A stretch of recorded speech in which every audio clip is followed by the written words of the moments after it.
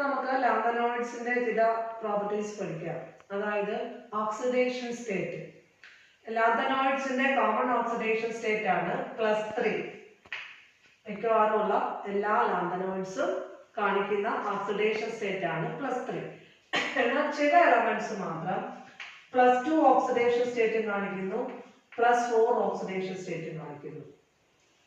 ഈ വ്യത്യസ്ത oxidation state കാണിക്കുവാനുള്ള കാരണം എലമെന്റ്സ് ഈ പർട്ടിക്കുലർ ഓക്സിഡേഷൻ സ്റ്റേറ്റിലേക്ക് വരുമ്പോൾ സ്റ്റേബിൾ കോൺഫിഗറേഷൻ ആയ 4f0, 4f7, 4f14 empty orbital, half filled orbital, completely filled orbital. ഇതിനെല്ലാം സ്റ്റെബിലിറ്റി കൂടുതലല്ലേ. അപ്പൊ എക്സ്ട്രാ സ്റ്റേബിൾ ആയിട്ടുള്ള ഈ കോൺഫിഗറേഷനിലേക്ക് എത്തുന്നതിന്റെ ഫലമായിട്ടാണ് ചില elements +2, +4 oxidation state, common oxidation state ഇത് കൂടാതെ കാണിക്കുന്നത്. എക്സാമ്പിൾ ആയിട്ട് സീറിയം ഫസ്റ്റ് ലാന്തനോയിഡ് എലമെന്റ് അല്ലേ. സീറിയം +4 ഓക്സിഡേഷൻ സ്റ്റേറ്റ് കാണിക്കുവാനുള്ള കാരണം ആ സീറിയം +4 ഓക്സിഡേഷൻ സ്റ്റേറ്റിലേക്ക് എത്തുമ്പോഴത്തേക്ക് അതിന്റെ കോൺഫിഗറേഷൻ 4f0 ആകുന്നു. അതുപോലെ തന്നെ ഗാഡോലിനിയം +3 ഓക്സിഡേഷൻ സ്റ്റേറ്റിലേക്ക് എത്തുമ്പോഴത്തേക്ക് അതിന്റെ കോൺഫിഗറേഷൻ ഹാഫ് ഫിൽഡ് കോൺഫിഗറേഷൻ ആയ 4f7ലേക്ക് എത്തിച്ചേരുന്നു. അതുകൂടാതെ ഇറ്റോർബിയം +2, ലുട്ടീഷ്യം +3 ഈ എലമെന്റ്സ് അല്ല. ഇറ്റോർബിയം ആണ് +2 ഓക്സിഡേഷൻ സ്റ്റേറ്റിൽ എത്തുമ്പോഴത്തേക്ക് അതിന് completely stable, completely full configuration ആയ 4f14 വരുന്നു. അതുപോലെ തന്നെ ലുട്ടീഷ്യം +3 ഓക്സിഡേഷൻ സ്റ്റേറ്റിലേക്ക് വരുന്നതിന്റെ ഫലമായിട്ട് അതിന് സ്റ്റേബിൾ ആയിട്ടുള്ള കംപ്ലീറ്റ്ലി ഫിൽഡ് കോൺഫിഗറേഷൻ ആയ 4f14ലേക്ക് എത്തിച്ചേരുന്നു. അങ്ങനെ സ്റ്റേബിൾ കോൺഫിഗറേഷനിലേക്ക് എത്തിച്ചേരുന്നതിന്റെ ഫലമായിട്ടാണ് ചില എലമെന്റ്സ് ഈ വേരിയബിൾ ഓക്സിഡേഷൻ സ്റ്റേറ്റ് കാണിക്കുന്നത്. കോമൺ ഓക്സിഡേഷൻ സ്റ്റേറ്റ് +3 ആണ്. Some of the elements shows +2 and +4 oxidation state. അതിന് കാരണം എന്താണെന്നാ പറഞ്ഞത്? Due to the extra stable configurations. ഏതൊക്കെയാ? empty 4f0, അത് കൂടാതെ half filled 4f7, completely filled 4f14 ഈ കോൺഫിഗറേഷനിലേക്ക് എത്തിച്ചേരുന്നതിന്റെ ഫലമായിട്ടാണ് ഈ അയോൺസ് അല്ല, ഈ എലമെന്റ്സ് അല്ല ഈ പർട്ടിക്കുലർ ഓക്സിഡേഷൻ സ്റ്റേറ്റിലേക്ക് വരുന്നത്.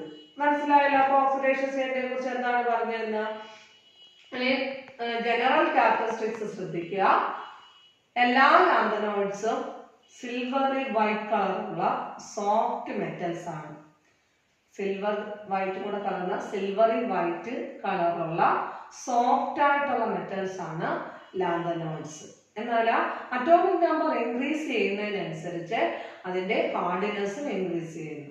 അറ്റോമിക് നമ്പർ ഇൻക്രീസ് ചെയ്യുന്നതോടൊപ്പം തന്നെ ലാന്തനോയിഡ്സിന്റെ ഇൻക്രീസ് ചെയ്യുന്നു, ഹാർഡിനെസ്, കട്ടി കൂടുന്നു. സോഫ്റ്റ് ആയിട്ടുള്ള ലാന്തനോയിഡ്സ് അറ്റോമിക് നമ്പർ കൂടുന്നതിനനുസരിച്ച് കുറച്ചുകൂടെ ഹാർഡായിട്ട് മാറിക്കൊണ്ടേയിരിക്കുന്നു.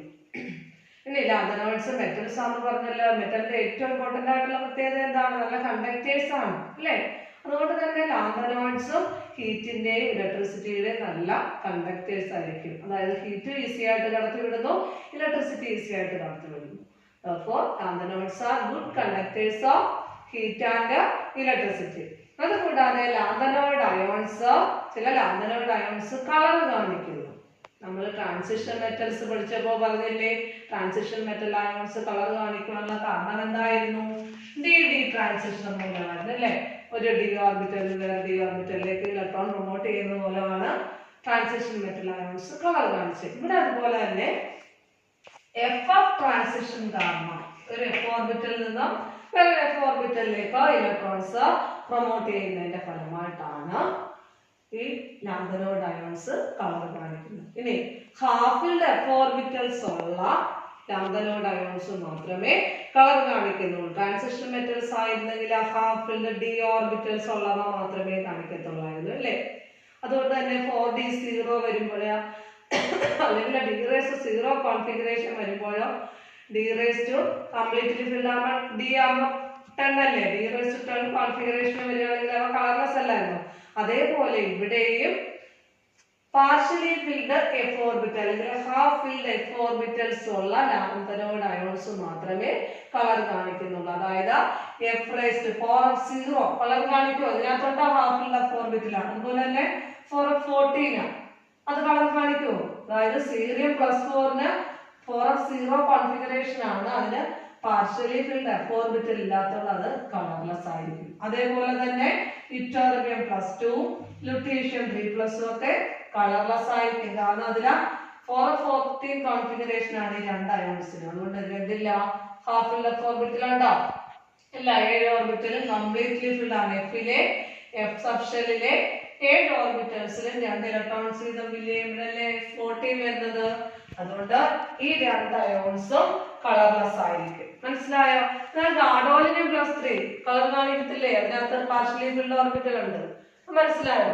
അപ്പൊ ഒരു ഹാഫ് ഫിൽഡ് എഫ് ഓർബിറ്റലെങ്കിലും ഉള്ള ലാന്തനോയിഡ് അയോൺസ് ആണ് കളർ കാണിക്കുന്നത്. കളർ കാണിക്കാനുള്ള കാരണമാണ് എഫ് ഓഫ് ട്രാൻസിഷൻ. മനസ്സിലായോ? ഇത്രയേ ഉള്ളൂ ജനറൽ ക്യാരക്ടറിസ്റ്റിക്സ് വരുന്നത്. എന്തൊക്കെ പറഞ്ഞു? Lanthanoid ion, lanthanoids are silvery white soft metals. They are good conductors of heat and electricity, and the hardness increases with the increase in the atomic number. പിന്നെ colour കാണിക്കും. Transition metal അയോൺസിനെ പോലെ തന്നെ lanthanoid ions R coloured. എങ്ങനെയുള്ള lanthanoid ions? Which contains at least 1 half filled F orbital. ഒരു F orbital എങ്കിലും ഉള്ള lanthanoid ions transition metal അയോൺസിനെ പോലെ തന്നെ കളർ കാണിക്കുന്നു. കളർ കാണിക്കുവാനുള്ള കാരണം എഫ് ഓഫ് ട്രാൻസിഷൻ മൂലമാണ്. മനസ്സിലായല്ലോ? ഇനി ആരായിരുന്നു കളർ കാണിക്കാത്തത്? F⁻0 4f0 കോൺഫിഗറേഷൻ അല്ലെങ്കിൽ 4f14 കോൺഫിഗറേഷൻ ഉള്ള ലാന്തനോയിഡ് അയോൺസ് കളർ കാണിക്കുന്നില്ല. മനസ്സിലായല്ലോ പറഞ്ഞത്? ഇനി അത്രയേ ഉള്ളൂ ജനറൽ പ്രോപ്പർട്ടീസ് പറയുവാനുള്ളത്. ഇനി അടുത്തതായിട്ട് ലാന്തനോയിഡ് അയോൺസിന്റെ യൂസസ്.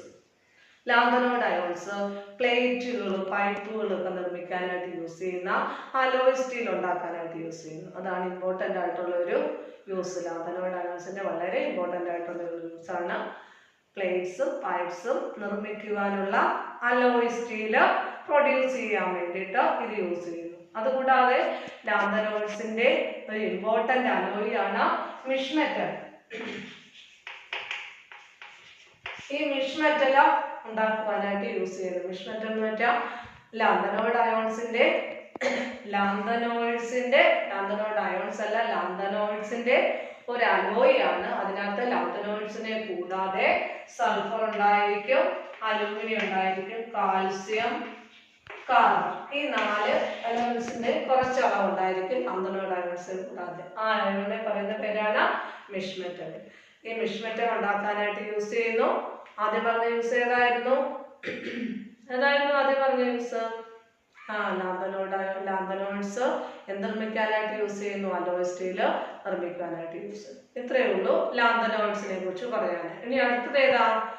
എഫ് ബ്ലോക്കിൽ 2 സീരീസ് വരുന്നെന്ന് പറഞ്ഞല്ലോ. ലാന്തനോയിഡ്സ്, സെക്കൻഡ് വൺ ആണ് ആക്ടിനോയിഡ്സ്. ലാന്തനോയിഡ്സില 4th ഷെല്ലിലെ എഫ് ഓർബിറ്റലാണ് ഇലക്ട്രോൺ ഫില്ല് ചെയ്യുന്നതെങ്കിൽ ആക്ടിനോയിഡ്സിൽ ഏത് ഷെല്ലിലെ എഫ് ഓർബിറ്റലാ?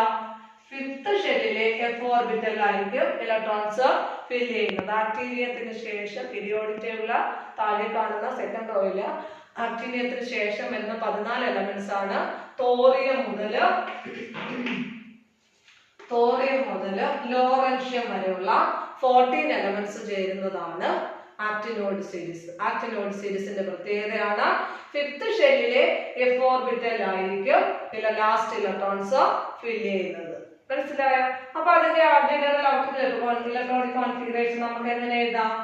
5f 1 to 14, 1 മുതൽ 14 വരെ ഏതെങ്കിലും ഒരു നമ്പർ ഉണ്ടായിരിക്കും ഇലക്ട്രോൺസ്. അതുകൂടാതെ 6d ചിലപ്പോൾ ഒരു ഇലക്ട്രോൺസും കാണത്തില്ല, ഒരു ഇലക്ട്രോണും കാണത്തില്ല, ചില കേസിൽ ഒരു ഇലക്ട്രോൺ കാണും. 0 to 1.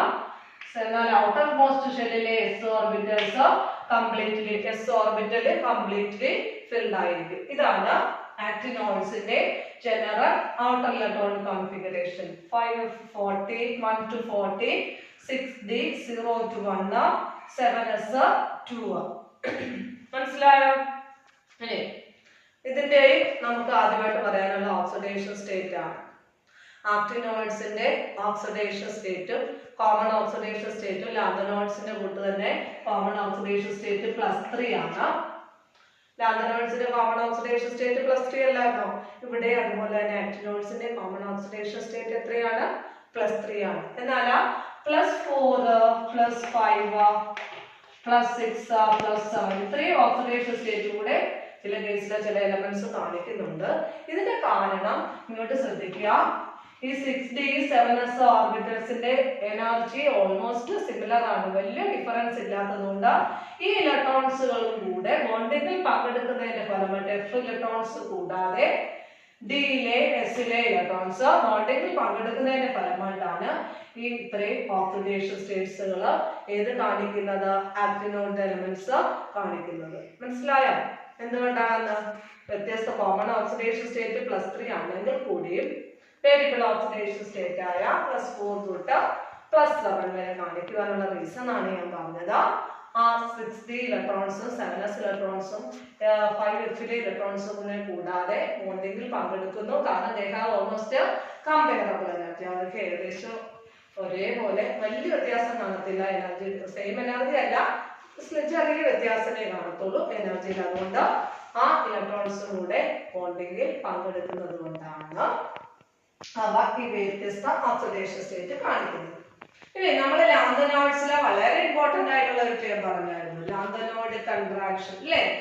ഇവിടെ അതുപോലെ ലാന്തനോയിഡ്സിന്റെ കൂട്ട് തന്നെ ലാന്തനോയിഡ്സ് ആക്ടിനോയിഡ് സീരീസില ലാന്തനോയിഡ്സിനെ പോലെ തന്നെ ആക്ടിനോയിഡ് സീരീസില ലെഫ്റ്റിൽ നിന്ന് റൈറ്റിലേക്ക് പോകുന്തോറും അറ്റോമിക് നമ്പർ ഇൻക്രീസ് ചെയ്യുന്നതിനനുസരിച്ച് അറ്റോമിക് റേഡിയയിലും അയോണിക് റേഡിയയിലും സ്ലൈറ്റ് ആയിട്ട് atomic radii ionic radii slight ആയിട്ട് ഡിക്രീസ് ചെയ്യുന്നു. അറ്റോമിക് അല്ലെങ്കിൽ അയോണിക് റേഡിയയിൽ ഉണ്ടാകുന്ന ഈ സ്ലൈറ്റ് ഡിക്രീസിനെ വിളിക്കുന്ന പേരാണ് ആക്ടിനോയിഡ് കൺട്രാക്ഷൻ. ലാന്തനോയിഡിന്റെ കേസിലായിരുന്നു എന്തായിരുന്നു ആ പേര്, ലാന്തനോയിഡ് കൺട്രാക്ഷൻ എന്നായിരുന്നു. എന്നാൽ ആക്ടിനോയിഡിന്റെ കേസിൽ രണ്ടിടും ഒരേ കാര്യം തന്നെയാണ്. ആക്ടിനോയിഡ്സിന്റെ കേസിലും അറ്റോമിക് നമ്പർ ഇൻക്രീസ് ചെയ്യുന്നതിനനുസരിച്ച് അറ്റോമിക് ആൻഡ് അയോണിക് റേഡിയയില സ്ലൈറ്റ് ഡിക്രീസ് ഉണ്ടാകുന്നു. അറ്റോമിക് റേഡിയൽ അയോണിക് റേഡിയയിൽ ഉണ്ടാകുന്ന ചെറിയായിട്ടുള്ള ഈ റേഡിയേഷനുണ്ടാകുന്ന ഈ കുറവിനെ വിളിക്കുന്ന പേരാണ് എന്ത്, ആക്ടിനോയിഡ് കൺട്രാക്ഷൻ. ലാന്തനോയിഡ് കൺട്രാക്ഷനും ആക്ടിനോയിഡ് കൺട്രാക്ഷനും കൂടി കമ്പയർ ചെയ്ത് നോക്കിക്കഴിഞ്ഞാൽ ആക്ടിനോയിഡ് കൺട്രാക്ഷന്റെ മാഗ്നിറ്റ്യൂഡാണ് ലാന്തനോയിഡ് കൺട്രാക്ഷന്റെ മാഗ്നിറ്റ്യൂഡിനേക്കാളും വലുത്. അതിന്റെ കാരണം എന്താണെന്ന് അറിയാമോ? ലാന്തനോയിഡ്സിന്റെ കേസിലാണെങ്കിൽ 4f ലാസ്റ്റ് ഇലക്ട്രോൺ ഫിൽ ചെയ്യുന്നത് അല്ലെ, എന്നാൽ ഇവിടെ ആണെങ്കിൽ 5f 4f ഇലക്ട്രോൺസിനെ അപേക്ഷിച്ച് 5f ഇലക്ട്രോൺസിന്റെ സ്ക്രീനിങ് ഇഫക്റ്റ് അല്ലെങ്കിൽ ഷീൽഡിംഗ് ഇഫക്റ്റ് വളരെ കുറവാണ്. 4fനേക്കാളും കുറവാണ് 5f ഇലക്ട്രോൺസിന്റെ ഷീൽഡിംഗ് ഇഫക്റ്റ് അല്ലെങ്കിൽ സ്ക്രീനിങ് ഇഫക്റ്റ്. അതുകൊണ്ടാണ് ആക്ടിനോയിഡ് കൺട്രാക്ഷന്റെ മാഗ്നിറ്റ്യൂഡ് ലാന്തനോയിഡ് കൺട്രാക്ഷന്റെ മാഗ്നിറ്റ്യൂഡിനേക്കാളും വലുതാകുന്നത്. മനസ്സിലായോ? Actinoid magnitude of actinoid contraction is greater than lanthanoid contraction. Reason എന്താ പറഞ്ഞത്? This is due to the poor shielding effect or screening effect of 4f electrons അല്ല 5f electrons. 4fനേക്കാളും screening effect 5fന് കുറവായത് കൊണ്ടാണ് actinoid കൺട്രാക്ഷന്റെ എന്ത് magnitude lanthanoid കൺട്രാക്ഷനേക്കാളും കുറവാകുന്നത്. മനസ്സിലായോ? കുറവല്ല, കൂടുതലാകുന്നത്. Actinoid കൺട്രാക്ഷന്റെ മാഗ്നിറ്റ്യൂഡാണ് lanthanoid കൺട്രാക്ഷന്റെ മാഗ്നിറ്റ്യൂഡിനേക്കാൾ കൂടുതൽ. കാരണം 5f ഇലക്ട്രോൺസിന്റെ ഷീൽഡിംഗ് ഇഫക്റ്റ് 4f ഇലക്ട്രോൺസിന്റെ ഷീൽഡിംഗ് ഇഫക്റ്റിനേക്കാളും കുറവാണ്.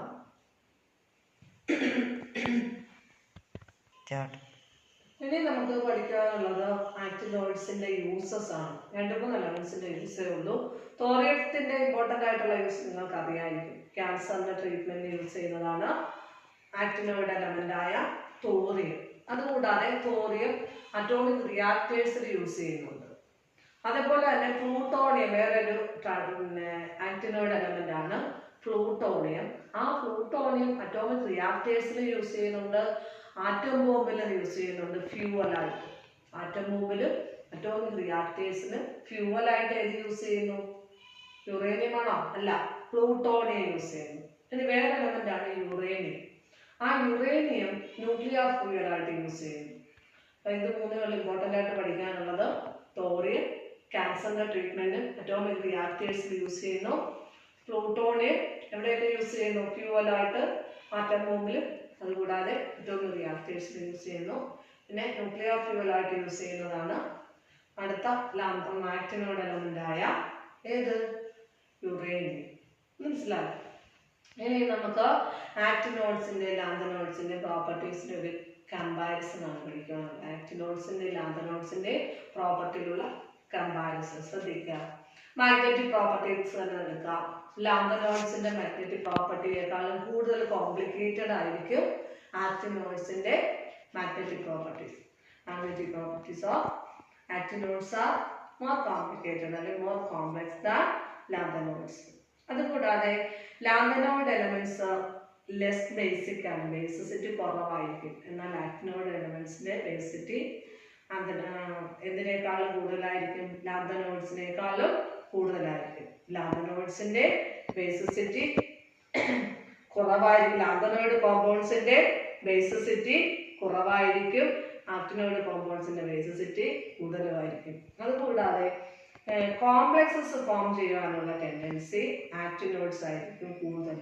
ലാന്തനോഡ്സിന് അതിനുള്ള കഴിവ് കുറവായിരിക്കും. Lanthanoids has less tendency to form complexes, whereas actinodes shows a greater tendency to form complexes. ഇനി ആക്ടിനോഡ്സ് ഓക്സിജനുമായിട്ട് ചേർന്ന് ഓക്സോ അയോൺസ് ഫോം ചെയ്യുന്നു. എന്നാൽ ലാന്തനോഡ്സിന് ഈ ഒരു കഴിവില്ല. അവ എന്ത് ഫോം ചെയ്യുന്നില്ല? ഓക്സോ അയോൺസ് ഫോം ചെയ്യുന്നില്ല. അതുകൂടാതെ ആക്ടിനോഡ്സ് എല്ലാം തന്നെ റേഡിയോ ആക്റ്റീവ് ആണ്. ആൽഫ ബീറ്റ ഗാമ പോലെയുള്ള റേഡിയേഷൻസ് എമിറ്റ് ചെയ്യുന്ന റേഡിയോ ആക്റ്റീവ് എലമെന്റ്സ് ആണ് എല്ലാ ആക്ടിനോഡ്സും. പക്ഷേ ലാന്തനോഡ്സിൽ ഒരൊറ്റ എലമെന്റ് മാത്രമേ ഉള്ളൂ റേഡിയോ ആക്റ്റീവ്, പ്രൊമിറ്റീവ് എന്ന് പറഞ്ഞ എലമെന്റ് മാത്രമേ ഉള്ളൂ റേഡിയോ ആക്റ്റീവ്. ബാക്കി എല്ലാ എലമെന്റ്സും നോൺ റേഡിയോ ആക്റ്റീവ് ആണ്. ഇത്രയാണ് അവ തമ്മിലുള്ള കമ്പാരിസൺസ്. ഒന്നുകൂടെ പറയാം. മാഗ്നറ്റിക് പ്രോപ്പർട്ടീസ് കൂടുതൽ കോംപ്ലക്സ് ആയിട്ടുള്ളത് ഏതിനാണ്? ആക്ടിനോഡ്സിനാണ്. ലാന്തനോഡ്സിനകത്ത് കോംപ്ലിക്കേറ്റഡ് അല്ല. പിന്നീട് കോമ്പൗണ്ട്സ്, ലാന്തനോഡ്സിന്റെ കോമ്പൗണ്ട്സ് ലെസ് ബേസിക് ആണ്. ആക്ടിനോഡ് കോമ്പൗണ്ട്സ് മോർ ബേസിക് ആണ്. ലാന്തനോഡ്സ് ഓക്സോ അയോൺസ് ഫോം ചെയ്യുന്നില്ല, എന്നാൽ ആക്ടിനോഡ്സ് ഓക്സോ അയോൺസ് ഫോം ചെയ്യുന്നു. കോംപ്ലക്സസ് ഫോം ചെയ്യാനുള്ള കഴിവ് കൂടുതൽ ആക്ടിനോഡ്സിനാണ്. ലാന്തനോഡ്സിന് അതിനുള്ള ടെൻഡൻസി കുറവാണ്. പിന്നീട് റേഡിയോ ആക്റ്റീവ് നേച്ചർ ആണ് പറഞ്ഞത്. എല്ലാ ആക്ടിനോഡ്സും റേഡിയോ ആക്റ്റീവ് ആണെങ്കിൽ ഒറ്റ ഒരു ലാന്തനോഡ് മാത്രമേ ഉള്ളൂ റേഡിയോ ആക്റ്റീവ്. അതേതായിരുന്നു? പ്രൊമിറ്റീവ്. ബാക്കിയുള്ളതെല്ലാം എന്താണ്? നോൺ റേഡിയോ ആക്റ്റീവ് എലമെന്റ്സ് ആണ്. മനസ്സിലായോ? ഇത്രയേ ഉള്ളൂ ആ ലെസണ്. അത് തീർന്നു. ഇനി നമുക്ക് അടുത്ത ലെസണിലേക്ക് പോകാം. Coordination compounds. Coordination compounds. Transition elements പഠിപ്പിച്ചപ്പോൾ ഞാൻ പറഞ്ഞായിരുന്നു ട്രാൻസിഷൻ എലമെന്റ്സിന് എന്തിനുള്ള കഴിവുണ്ടെന്ന്? കോംപ്ലക്സസ് ഫോം ചെയ്യാനുള്ള കഴിവുണ്ടെന്ന്. എന്താണ് കോംപ്ലക്സ് എന്ന് വെച്ചാൽ അറിയാമോ? കോംപ്ലക്സസിന്റെ പ്രത്യേകത അതിൽ ആ മെറ്റൽ ആറ്റങ്ങൾ ഒരു ഫിക്സഡ് നമ്പർ അയോൺസിലേക്കോ അല്ലെങ്കിൽ ന്യൂട്രൽ മോളിക്യൂളിലേക്കോ കോർഡിനേഷൻ ബോണ്ട് വഴി ലിങ്ക് ചെയ്തിരിക്കുന്നു, ബൗണ്ട് ചെയ്തിരിക്കുന്നു.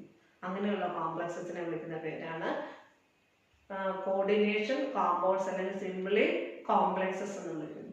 ഇപ്പൊ കോംപ്ലക്സ് എന്ന് വെച്ചാൽ ഒരു മെറ്റൽ ആറ്റം അല്ലെങ്കിൽ മെറ്റൽ ആറ്റങ്ങൾ എവിടെയൊക്കെ ബൗണ്ട് ചെയ്തിരിക്കുന്നു?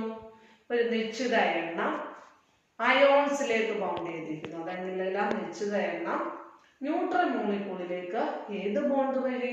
കോർഡിനേഷൻ ബോണ്ട് വഴി ലിങ്ക് ചെയ്ത് ഫോം ചെയ്യുന്ന കോമ്പൗണ്ടുകളെ വിളിക്കുന്ന പേരാണ് കോംപ്ലക്സസ് അല്ലെങ്കിൽ കോർഡിനേഷൻ കോമ്പൗണ്ട്സ് അല്ലെങ്കിൽ കോർഡിനേഷൻ എൻറ്റിറ്റി എന്ന് വിളിക്കുന്നു. ഇനി ഇതിനകത്ത് ഒരു കോർഡിനേഷൻ ബോണ്ട് പറഞ്ഞു. കോർഡിനേഷൻ ബോണ്ട് അറിയാമോ? കോവാലന്റ് ബോണ്ട് അറിയാമല്ലോ എല്ലാവർക്കും. ഷെയറിംഗ് ആണ്. ഇലക്ട്രോൺ ബോണ്ട് ഫോം ചെയ്യാൻ ആവശ്യമായി വരുന്ന 2 ഇലക്ട്രോൺ ഉണ്ട്. ഒരു ബോണ്ട് 2 ഇലക്ട്രോൺ അല്ലേ? ആ 2 ഇലക്ട്രോൺസ് ഷെയർ ചെയ്ത് ഫോം ചെയ്യുന്നതാണ് കോവാലന്റ് ബോണ്ട് അല്ലേ? അതിൽ തന്നെ ഷെയർ ചെയ്യുവാൻ വേണ്ടി യൂസ് ചെയ്യുന്ന 2 ഇലക്ട്രോൺസും 2 ആറ്റങ്ങളുടെയും കൂടെ സ്വന്തമായിരിക്കും. അതായത് ഓരോ ആറ്റം ഓരോ ഇലക്ട്രോൺസ് വീതം ഡൊണേറ്റ് ചെയ്ത് കോൺട്രിബ്യൂട്ട് ചെയ്യുന്നതിന്റെ ഫലമായിട്ടാണ് അവിടെ ബോണ്ട് ഫോം ചെയ്യുന്നത്. അപ്പൊ ഷെയർ ചെയ്യുവാൻ വേണ്ടി യൂസ് ചെയ്യുന്ന 2 ഇലക്ട്രോൺസും ഓരോ ആറ്റങ്ങളുടെയും സ്വന്തമാണെങ്കിൽ ആ ബോണ്ടാണ് കോവാലന്റ് ബോണ്ട്. എന്നല്ല കോർഡിനേഷൻ ബോണ്ടിന്റെ പ്രത്യേകത ഷെയർ ചെയ്യാൻ വേണ്ടി യൂസ് ചെയ്യുന്ന ഇലക്ട്രോൺസ് രണ്ടും ഏതെങ്കിലും ബോണ്ടിങ്ങിൽ പങ്കെടുക്കുന്ന ഏതെങ്കിലും ഒരു ആറ്റത്തിന്റെ സ്വന്തമായിരിക്കും. അവിടെ ഷെയറിങ് തന്നെയാണ്, പക്ഷെ ഷെയർ ചെയ്യാൻ വേണ്ടി യൂസ് ചെയ്യുന്ന രണ്ട് ഇലക്ട്രോൺസും ബോണ്ടിങ്ങിൽ പങ്കെടുക്കുന്ന ഏതെങ്കിലും ഒരു ആറ്റത്തിന്റെ സ്വന്തമാണെങ്കിൽ ആ ബോണ്ടിനെ വിളിക്കുന്ന പേരാണ് കോർഡിനേഷൻ ബോണ്ട്. മനസ്സിലായോ? ആ കോർഡിനേഷൻ ബോണ്ട് വഴിയാണ് മെറ്റൽ ആറ്റങ്ങൾ ഫിക്സഡ് നമ്പർ അയോൺസ് അല്ലെങ്കിൽ ന്യൂട്രൽ മോളിക്യൂളിലേക്ക് ലിങ്ക് ചെയ്യുന്നത്. അതുകൊണ്ടാണ് കോംപ്ലക്സസിന് പേര് വന്നത്. ഏതാണ്?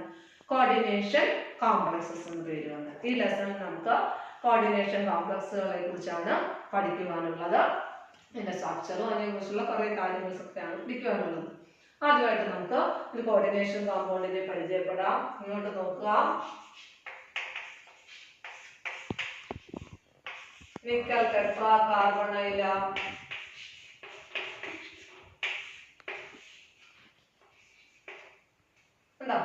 ഇത് രണ്ട് കോർഡിനേഷൻ കോംപ്ലക്സസ് ആണ്. കോർഡിനേഷൻ കോംപ്ലക്സസിൽ എന്ത് കാണുന്ന പറഞ്ഞത്? ഒന്നുകിൽ മെറ്റൽ ആറ്റം അല്ലെങ്കിൽ മെറ്റൽ അയോൺ ആയിരിക്കും. അത് ഒരു ഫിക്സഡ് നമ്പർ ന്യൂട്രൽ മോളിക്യൂളിലേക്കോ അല്ലെങ്കിൽ അയോൺസിലേക്കോ ലിങ്ക് ചെയ്യുന്നു. ആദ്യത്തെ എക്സാമ്പിൾ നോക്കുക. ഇവിടുത്തെ മെറ്റൽ ആറ്റമാണ് നിക്കൽ.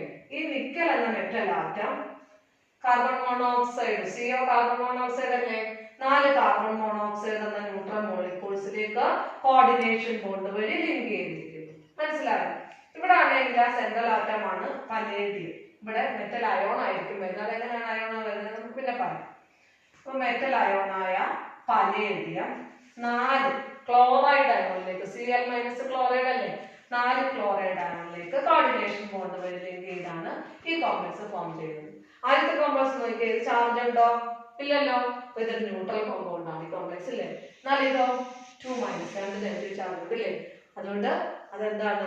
ഒരു അയോൺ ആണ്. അപ്പൊ ഈ കോർഡിനേഷൻ കോംപ്ലക്സിന്റെ വേറെ പ്രത്യേകതയാണിത്. ഒന്നുകിൽ അത് ന്യൂട്രൽ കോമ്പൗണ്ട് ആകാം അല്ലെങ്കിൽ അത് ചാർജ് ആകാം. ഈ കോർഡിനേഷൻ കോംപ്ലക്സിൽ കാണുന്ന ഈ മെറ്റൽ ആറ്റങ്ങളെ അല്ലെങ്കിൽ മെറ്റൽ അയോണെ വിളിക്കുന്ന പേരാണ് സെൻട്രൽ മെറ്റൽ ആറ്റം അല്ലെങ്കിൽ മെറ്റൽ അയോൺ എന്ന് വിളിക്കുന്നത്. ഈ സെൻട്രൽ മെറ്റൽ ആറ്റം അല്ലെങ്കിൽ അയോൺ ലിങ്ക് ചെയ്തിരിക്കുന്ന ന്യൂട്രൽ മോളിക്യൂൾ അല്ലെങ്കിൽ അയോണുകളെ വിളിക്കുന്ന പേരാണ് ലിഗാൻഡ്സ്. മനസ്സിലായോ? Central metal atom coordination bond വഴി ലിങ്ക് ചെയ്തിരിക്കുന്ന ന്യൂട്രൽ മോളിക്യൂൾസ് അല്ലെങ്കിൽ അയോൺസിനെ വിളിക്കുന്ന പേരാണ് ലിഗാൻഡ്സ്. ഫസ്റ്റ് എക്സാമ്പിളിലെ ലിഗാൻഡ് ആണ് കാർബൺ മോണോക്സൈഡ്, സെക്കൻഡ് എക്സാമ്പിളിലെ ലിഗാൻഡ് ആണ് ക്ലോറൈഡ് അയോൺ. ഇത്രയും കാര്യങ്ങൾ പറഞ്ഞത് മനസ്സിലായോ? അപ്പൊ എന്തൊക്കെയാ പറഞ്ഞത്? കോർഡിനേഷൻ കോമ്പൗണ്ട് എന്ന് വെച്ചാൽ അതിലൊരു മെറ്റൽ ആറ്റം അല്ലെങ്കിൽ അയോൺ ഉണ്ടായിരിക്കും. അത് കോർഡിനേഷൻ ബോണ്ട് വഴി ന്യൂട്രൽ മോളിക്യൂൾ ഒരു നിശ്ചിത എണ്ണം ന്യൂട്രൽ മോളിക്യൂളിലേക്കോ അല്ലെങ്കിൽ അയോൺസിലേക്കോ ലിങ്ക് ചെയ്തിരിക്കുന്നു. ഇത് ഒന്നുകിൽ ചാർജ്ഡ് ആകാം അല്ലെങ്കിൽ ന്യൂട്രൽ കോമ്പൗണ്ട് ആകാം അല്ലേ. മെറ്റൽ ആറ്റത്തിനെ വിളിക്കുന്ന മെറ്റൽ ആറ്റം അല്ലെങ്കിൽ അയോണിനെ വിളിക്കുന്ന പേരാണ് സെൻട്രൽ മെറ്റൽ ആറ്റം അല്ലെ സെൻട്രൽ മെറ്റൽ അയോൺ. അത് ലിങ്ക് ചെയ്തിരിക്കുന്ന ന്യൂട്രൽ മോളിക്യൂൾ അല്ലെങ്കിൽ അയോൺസിനെ വിളിക്കുന്ന പേരാണ് ലിഗാൻഡ്സ്. ഈ ഫസ്റ്റ് എക്സാമ്പിളിൽ കാർബൺ മോണോക്സൈഡ് ആണ് ലിഗാൻഡ്സ് എങ്കിൽ സെക്കൻഡ് എക്സാമ്പിളിൽ Cl- ക്ലോറൈഡ് അയോൺ ആയിരിക്കും ലിഗാൻഡ്സ്. ഇനി നിങ്ങൾ ഡബിൾ സോൾട്ടുകൾ കേട്ടിട്ടില്ലേ? ഫെറസ് അമോണിയം സൾഫേറ്റ് കേട്ടിട്ടുണ്ടോ? മോൾ സോൾട്ട് എന്ന് വിളിക്കുന്നു. മോൾ സോൾട്ട്, ഫെറസ് അമോണിയം സൾഫേറ്റിനെ വിളിക്കുന്ന പേരാണ് മോൾ സോൾട്ട്.